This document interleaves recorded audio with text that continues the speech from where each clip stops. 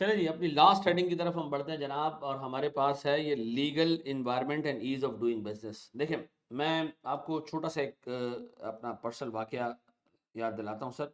Sir 2013-14 में हमने ना एआरटीडी की बुनियाद रखी। इसके बाद कुछ टाइम बाद मुझे फ़ील हुआ कि यार हमारी ना कोई और सोर्स ऑफ इनकम भी होनी चाहिए, एक अल्टरनेटिव सोर्स ऑफ इनकम भी होनी चाहिए।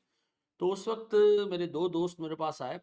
एक करंटली जो है वो इस वक़्त लंदन में रेहान, और एक जो है वो काशिफ़, जो मेरे साथ टीचिंग भी करते हैं। हम तीनों ने सोचा कि यार एक एक मार्ट बनाते हैं, ठीक है जी? एक सुपर स्टोर बनाते हैं नाहीद और इम्तियाज़ टाइप का, ठीक है? और हम ये बनाएँगे से नॉर्थ नाज़िमाबाद की साइड पे, ठीक है? आप यकीन करें कि हमने पूरी प्लानिंग कर ली और सारी चीज़ें कर ली और जगह देख ली, और उसके फ़ौरन बाद ना, सारी प्लानिंग करने के बाद नेक्स्ट 10 डेज़ में हम बैठे एक बंदे के साथ, जो कि उस इलाके में एक पॉलिटिकल पार्टी का ठीक-ठाक बड़ा वर्कर था, एक नामवर वर्कर था। और आज वो आपको बहुत सारी जगहों पे जो है वो न्यूज़ में और चैनल्स पे नज़र भी आएगा, मैं नाम नहीं बताना चाहता उसका। उस बंदे ने हमें कहा कि भैया, उस वक़्त कराची में एक मखसूस पार्टी ज़ोर पे भी थी बहुत। उन्होंने कहा भैया भत्ता दे दोगे? हैं? काम कर लोगे? जैसे ही स्टोर ग्रो करेगा ना, कब्जा भी हो सकता है। अब मुझे एक बात बताएं, कौन इन्वेस्टर अपना पैसा फंसाएगा एक ऐसी जगह पे जहां इस तरह की बगैरतियां हो? ठीक है जी, इस तरह की बेशर्मी हो। तो याद रखिएगा, एक इकोनॉमिक एक्टिविटी को एक सेंसिबल लीगल सिस्टम चाहिए, प्रोटेक्शन चाहिए इन्वेस्टर को, कंज्यूमर को प्रोटेक्शन चाहिए, सप्लायर को प्रोटेक्शन चाहिए, जनरल पब्लिक को प्रोटेक्शन चाहिए। एक strong law and order situation एक प्रॉस्परस बिजनेस एनवायरनमेंट क्रिएट करता है। ठीक है जी। याद रखना, एक बिजनेस मैनेजर 4-5 चीजें देख के बिजनेस में कूदता है। क्या चीज? एनवायरनमेंट की क्वालिटी, कंपटीशन कितना है, ठीक है जी, कंपेटिटर्स हैं कितने हैं। ऐसा तो नहीं है कि सर मैं घुसूंगा और इतना कंपटीशन हो कि मुझे भागना पड़ जाए। रीजनेबल कंपटीशन है। मार्केट साइज बड़ा होना चाहिए। जितना बड़ा मार्केट साइज, जितने ज्यादा लोग, इंडिया अपनी मार्केट साइज की वजह से सर लोगों की आंखों में आंखें डाल के बात कर रहा है। चाइना अपने मार्केट साइज की वजह से सर लोगों को जो है ना वो बम्बू कर रहा है। आप यकीन करें कि इन दो लोग, बांग्लादेश प्राइम एग्जांपल, आबादी का बेनिफिट हुआ उनको, ठीक है जी, वर्कफोर्स इतनी है उनके पास मार्केट्स इतनी बड़ी हैं, वो इंडिया और पाकिस्तान को तो पीछे छोड़ चुका है। आप यकीन करें, आगे दिनों में या आपको दो सुपर पावर्स नजर आएंगी एशिया में। एक आपको चाइना नजर आएगी और एक आपको जो है वो ये बंगाली नजर आएंगे, ठीक है जी। तो मार्केट साइज, फिर हमारे पास सर रूल ऑफ लॉ जितना स्ट्रांग, जितना ऑर्गेनाइज, जितने डिफाइंड एंड रिफाइंड एंड मतलब एग्जीक्यूटरी लॉ होंगे जो एग्जीक्यूट हो सकते हो, ठीक है जी। क्विक डिसीजन हो, कोर्ट्स आपके स्टेबल हो, कोर्ट्स क्विक डिसीजन दें, ठीक है जी। इन्वेस्टर का पैसा ना फंसे, सर बिजनेस फ्लरिश करेगा। क्वालिटी ऑफ लेबर फोर्स, जितना एजुकेटेड और मजदूर तबका, आप यानी हरामखोर तबका ना हो आपका, ठीक है जी। ठीक है जी। आप देखें सर, जापानी और चीनी, अब मुझे कोई बंदा पिछले दिनों बता रहा था, पाक सुजुकी कंपनी जो पाकिस्तान में पोर्ट कासिम का 7 बजे सुबह काम स्टार्ट होता है। हमारे नबी बता के गए थे सल्लल्लाहु अलैहि वसल्लम, मेरी उम्मत की बरकत सुबह में, और वो उठा के अंग्रेज वो काम कर रहा है। जिस नबी ने हमें नाखून काटना तक सिखाया ना, वो हमें जिंदगी का हर एक जाब्ता सिखा के गए। अफसोस है यार हम पे, उतरा ही नहीं अंदर कुछ। ठीक है जी। तो खैर सर, मैं ये बता रहा था कि ये सारी चीजें एक बिजनेस मैनेजर देखता है before jumping into the business. Environment की quality, quality of competition, rule of law, market का साइज और क्वालिटी ऑफ लेबर फोर्स, ठीक है जी। याद रखिएगा, पूरी डिस्कशन की समरी ये sir, stronger and defined law जिस जगह पे होगा सर, उतना ही बिजनेस एनवायरनमेंट फ्लरिश करेगा वहां पे। एक पाकिस्तानी बंदा अमेरिका में बिलियंस ऑफ डॉलर्स की कंपनी ओन करता है, शायद नदीम नाम है उसका। वो पंजाब में भी काम कर सकता था, नहीं कर पाया, क्यों? उसको अमेरिका जाना पड़ा, क्योंकि आइडिया, तखलीक सबको जहन में रख के गया, उसको पता था यहाँ कुछ नहीं चलेगा। गया बाहर, माशाल्लाह हिट हो गया वो। उसकी अगली नस्ल पाकिस्तानी नहीं होगी। खैर सर, वर्ल्ड बैंक का एक ईज ऑफ डूइंग इंडेक्स है, ईज ऑफ डूइंग बिजनेस का इंडेक्स है, यानी एक रेटिंग है। और ये कंट्रीज को मिलती है रेटिंग कि यार इस मुल्क में बिजनेस करना आसान है, इस मुल्क में बिजनेस करना मुश्किल है। इस मुल्क में बिजनेस करना अपने आप से जो है ना वो अपने आप को धोखा देने के बराबर है। इस मुल्क में बिजनेस करना खुद की जो है ना वो अच्छे अल्फाज नहीं मिलना, खुद का बेड़ा गर्क करने के बराबर है। सर ये इंडेक्स जो है वो इस पे 190 कंट्रीज को रेट किया गया, ठीक है जी। और देखा क्या जाता है सर, ये मोस्ट ऑथेंटिक इंडिकेटर है रेगुलेटरी इन्वायरमेंट का। याद रखना, सिर्फ और सिर्फ असेसमेंट है किस चीज की? बिजनेस रेगुलेशंस की।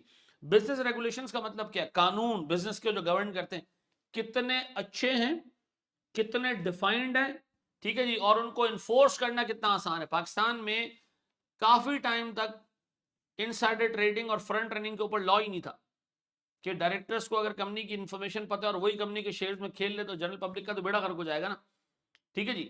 साइबर क्राइम के ऊपर पाकिस्तान में लॉ ही नहीं था, अब जाके कानून बने, ठीक है जी, और वो कानून भी अभी डिफाइंड नहीं है प्रॉपर्ली, फिर जाके कानून अप्लाई होना शुरू हो। ट्रांसफर प्राइसिंग, ट्रांसफर प्राइसिंग यानी सर एक कंपनी ये कर सकती है कि अपना सारा प्रॉफिट एक मुल्क में दिखा दे, यानी आपस में ट्रेड करके अपनी सब्सिडरीज और पेरेंट आपस में ऐसे ट्रेड करें कि सारा प्रॉफिट उस मुल्क में ले जाए जहां सबसे कम टैक्स रेट है, और सारा लॉस उस मुल्क में ले जाए जहां सबसे ज्यादा टैक्स रेट है। फायदा हो सकता है। ट्रांसफर प्राइसिंग में पाकिस्तान में कोई लॉ ही नहीं है, और अभी जो लॉ बने हैं सर वो डिफाइन होंगे, रिफाइन होंगे, एग्जीक्यूट होंगे, बड़ा लंबा टाइम लगेगा। तो इसका मतलब है पाकिस्तान में जो बिजनेस रेगुलेशन हैं, या एक तो वो कंप्लीट नहीं है, और दूसरा सर अगर कंप्लीट हो भी जाए डाउन द लाइन तो सर उसको इंप्लीमेंट करना, फिर रेगुलेटर्स को एजुकेट करना, तो जितना ज्यादा स्ट्रॉन्ग बिजनेस का रेगुलेटरी इन्वायरमेंट होगा उतना ज्यादा बिजनेस आसान होगा करना। तो ये जो ईज ऑफ डूइंग बिजनेस है, ये आपको रेगुलेटरी फ्रेमवर्क के हिसाब से बताता है कि जी आपके मुल्क में रेगुलेशंस कवरिंग या मतलब पर्टेनिंग टू बिजनेस एक्टिविटीज वो कितने स्ट्रॉन्ग हैं, कंप्लीट हैं, इंप्लीमेंट होते हैं, आपका रेगुलेटर एजुकेटेड है या नहीं है, ठीक है जी। फिर a high rank means regulatory environment is in such a country is very conducive of starting and operating business, ठीक है जी। Ease of doing business 10 indicators पे काम करता है। 10 चीजें अगर किसी कंट्री में अच्छी हो तो उसकी रेटिंग ऊपर आएगी। नंबर 1, स्टार्टिंग अ बिजनेस, कितना आसान है स्टार्ट करना बिजनेस, कितने लाइसेंस लेने पड़ेंगे, कितनी खच्चल ख्वारी है। जैसे आप मिडिल ईस्ट में चले जाएं, आपको पहले एक स्पॉन्सर ढूंढना है, ठीक है जी, फिर आप बिजनेस स्टार्ट कर सकेंगे, अकेले आप नहीं कर सकते। लेकिन अमेरिका, कनाडा, जो फरंगी मुल्क है जिनको आप काला काफर कहते हैं, वहां जाके बिजनेस करना आसान है, ठीक है जी। गेटिंग क्रेडिट, कितनी आसानी से आपको लोन मिल सकता है उस मुल्क में, ठीक है जी, अगर बैंकिंग सिस्टम स्ट्रांग है, और सर उनको पता है कि आप पैसे लेके नहीं भागोगे, आपको भागने ही नहीं दिया जाएगा, तो सर वो आपको पैसे देने में आसानी रखेंगे। पाकिस्तान में चूंकि यार चोरी इतनी आसान है कि लोग बैंकों से लोन लेते हैं, और सर पॉलिटिशियन सबसे बड़े लोन बैंकों से पॉलिटिशियंस ने लिए होते हैं, फिर अपने लोन माफ कराएं। सर कंस्ट्रक्शन परमिट, सर बड़े बड़े स्ट्रक्चर बनाने के लिए परमिट आसानी से मिल जाएगा, इलेक्ट्रिसिटी आसानी से मिल जाएगी, रजिस्ट्रेशन ऑफ प्रॉपर्टी, प्रॉपर्टी जो हम खरीदेंगे हमारे नाम पर रजिस्टर हो जाएगा। तो बहुत सारे मुल्क जो है ना वो आपको बिजनेस तो करने देते हैं, प्रॉपर्टी नहीं खरीदने देते, तो उससे नुकसान क्या है कि कल जब आपका बिजनेस फ्लरिश करेगा तो मालिक आके कहेगा चल भाई हट यहाँ से, मैं ये जगह आपको नहीं दे रहा किराए पे, ठीक है जी, मैं ये बंद कर रहा हूँ, किराए का सिस्टम ही खत्म, आपका खड़ा बिजनेस खराब हो जाएगा, ठीक है जी। प्रोटेक्टिंग माइनॉरिटी इन्वेस्टर्स, छोटे इन्वेस्टर्स की प्रोटेक्शन के ऊपर कानून है या नहीं है कोई, ठीक है जी। छोटा इन्वेस्टर याद रखिएगा ना बोर्ड ऑफ डायरेक्टर्स की मीटिंग में आ सकता है, वो सिर्फ एजीएम में आके चिल्ला सकता है, इसके अलावा उसका कोई राइट नहीं है। लेकिन अगर उसको लीगल बाउंड्रीज के अंदर ये राइट हो कि वो कोर्ट जा सके, अगर वो डिसग्रंटल हो या अगर वो डिससेटिस्फाइड है परफॉर्मेंस से, कोर्ट जा सके, तो बहुत बड़ी बात होगी सर। रिजॉल्विंग इंसॉल्वेंसी, सर जब इंसॉल्वेंसी आए तो वाकई पैसे निकाल के दे कोर्ट आपको, ठीक है, जो उसके एसेट्स को प्रॉपर्ली बिकवा के दे, इतना कानून स्ट्रांग होना चाहिए। इन्फोर्सिंग कॉन्ट्रैक्ट्स, सर मैंने एक बंदे से कॉन्ट्रैक्ट किया कि मैं उसको 5 लाख रुपए दूंगा, मुझे गुड्स देगा, मैंने दे दिए 5 लाख, बंदा गायब। अब मैं कॉन्ट्रैक्ट इन्फोर्स करने जा रहा हूँ, ठीक है जी, तो सर फिर लॉ मेरी हेल्प तो करे ना, अगर इन्फोर्समेंट ऑफ कॉन्ट्रैक्ट पॉसिबल है। सबसे मेजर, सबसे बड़ा और सबसे इंपॉर्टेंट पॉइंट ये, ठीक है जी। फिर ट्रेडिंग अक्रॉस बॉर्डर्स, जितना लीनियंट होगा उतना आपके लिए बिजनेस करना, गुड्स प्रोड्यूस करके दूसरे मुल्कों में भेजना, दूसरे मुल्कों से इस मुल्क में मंगवाना आसान होगा। पेइंग टैक्सेस, ठीक है जी, पाकिस्तान में टैक्स का स्ट्रक्चर इतना पथेटिक गंदा तरीन स्ट्रक्चर है कि आपके प्रॉफिट पे लगने वाला टैक्स आप पूरे साल पे कर रहे हो। तो गुड्स खरीदो टैक्स दो, गुड्स बेचो टैक्स दो, ठीक है जी, क्रेडिट दो टैक्स दो, क्रेडिट लो टैक्स दो, ठीक है जी। खूब बकवास तरीन स्ट्रक्चर है, पूरी दुनिया में स्ट्रक्चर टैक्स का ऑर्गेनाइज होता है, जब प्रॉफिट कमाते हो तब टैक्स देते हो, ठीक है जी। अच्छा हमने क्या किया, जब ये इंडेक्स आया ना 2003 में, तो हमने सोचा कि हम इसको इसको अपने अपने बिजनेस प्रैक्टिसेस लॉ को सही करते हैं। 2017 में जाके हमने अपने लॉ में कुछ चेंजेस लेके आए, और लॉ में चेंजेस क्या लेके आए, हमने एससीसीपी के पास जो एनुअल रिटर्न्स हैं वो अब जो है ना वो सॉफ्ट कॉपी में जमा हो सकते हैं। बड़ा ज़बरदस्त काम कर दिया सर हमने। सर एनुअल ऑडिट परफॉर्म करने की रिक्वायरमेंट को थोड़ा सा हमने कम कर दिया, बहुत छोटी कंपनीज के ऊपर ये रिक्वायरमेंट हटा दी। 10 मिलियन रुपए से ऊपर जो है वो एक कंपनी अगर है तो वो ऑडिट करवाएगी चार्टर्ड अकाउंटेंट से, ठीक है जी। इस तरह के हमने लॉज एंड रेगुलेशन में रिलैक्सेशन रखी है। अदरवाइज तो पहले 1 रुपए की कंपनी को भी जो है ना, 1 रुपए जिसका पेड अप कैपिटल है उसको भी जो है वो ऑडिट करवाना पड़ता था, अब ऐसा नहीं है, ठीक है जी। और कुछ रेगुलेटरी रिक्वायरमेंट्स हैं वो आसान हल्की कर दी, डायरेक्टर्स की मीटिंग, उनके मिनट्स, उनकी जो है वो सर्कुलेशन, अब डायरेक्टर्स को फिजिकली मीटिंग अटेंड करने की जरूरत नहीं है, वर्चुअल मीटिंग कर सकते हैं, मिनट्स वगैरह के ऊपर रिलैक्सेशन दे दी, काफी सारी चीजें रिलैक्स हो गई, ठीक है। अब टेक्नोलॉजी का इस्तेमाल ज़्यादा से ज़्यादा कर दिया और रिडंडेंट रिक्वायरमेंट्स कंपनीज के लिए ख़त्म कर दी गई। रिडंडेंट रिक्वायरमेंट का मतलब ये एक ही चीज़ रिपीटेटिवली, पहले एससीबी के पास आप अपने फाइनेंशियल स्टेटमेंट जमा कराएं, फिर एससीबी के रिपोर्टिंग फॉर्मेट्स होते थे, उस पर आपने रिपोर्टिंग अलग करनी हुई, क्या एक ही चीज़ बार बार ले रहे हो यार।